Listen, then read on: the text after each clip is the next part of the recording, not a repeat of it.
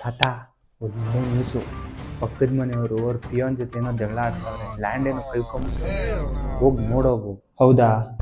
ನನಗೊಂದು ಎಷ್ಟು ಸತಿ ಹೇಳಿದ್ನೋ ಅವನ್ನ ನಂಬೇಡ, ಅವನ ಹೆಸ್ರಿಗೆ GPA ಮಾಡಿಸ್ಬೇಡ ಅಂತ. ಆದರೂ ನನ್ನ ಮಾತು ಮಿತಿ ಮೀರೋದ. ಅನ್ಭವಿಸ್ಲಿ ತಗೋ. GPAನಾ? GPay ಕೇಳಿದ್ದೀನಿ, ಫೋನ್ಪೇ ಕೇಳಿದ್ದೀನಿ, ಇದ್ಯಾವುದಿದು GPA ಅಂದರೆ general power of attorney. Welcome to day 5 of 7 days 7 must know documents.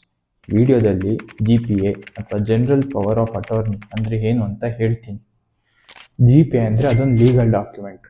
ಅದರಲ್ಲಿ ಓನರು ಅವನ ಆಸ್ತಿ ಸಂಬಂಧಿತ ಎಲ್ಲ ಕೆಲಸ ನೋಡ್ಕೊಳ್ಳೋಕ್ಕೆ ಒಬ್ಬ ವ್ಯಕ್ತಿಗೆ ಅಧಿಕಾರ ಕೊಡ್ತಾನೆ. ಆ ಒಬ್ಬ ವ್ಯಕ್ತಿಯನ್ನು ಅಟಾರ್ನಿ ಅಂತ ಹೇಳ್ತಾರೆ. ಆ ಅಟಾರ್ನಿ ಓನರ್ ಪರವಾಗಿ ಸೈನ್ ಮಾಡ್ಬೋದು, ಟ್ರಾನ್ಸ್ಫರ್ ಮಾಡ್ಬೋದು ಅಥವಾ ಮಾರಾಟ ಕೂಡ ಮಾಡ್ಬೋದು ಪ್ರಾಪರ್ಟಿನ. ಸೊ ಈ GPA ಹೆಂಗಂದರೆ ಬೇರೆಯವ್ರನ್ನ ನಂಬಿ ನಮ್ಮ ಬ್ಯಾಂಕ್ ಡೀಟೇಲ್ಸ್ ಕೊಡೋ ಥರ ಅಲ್ವಾ? ಹೌದಪ್ಪ, ನಂಬಿಕೆಯಲ್ಲಿರೋನಿಗೆ ಕೊಟ್ಟರೆ ಗೋವಿಂದ. ಬಟ್ ಈ GPA ಅನ್ನೋದು ಯಾರ್ಯಾರಿಗೆ ಬೆನಿಫಿಟ್ ಆಗುತ್ತೆ?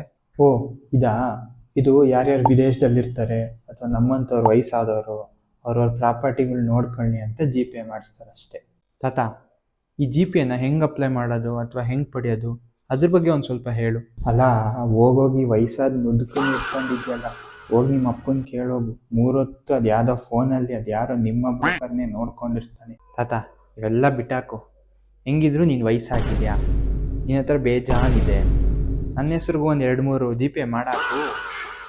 ಅಯ್ಯೋ ಇದಕ್ಕ ಬನ್ನಿ ಪೂಸಿ ಹೊಡ್ಕೊಂಡು ನನ್ನ ಹತ್ರ ಕೇಳಕ್ಕೆ.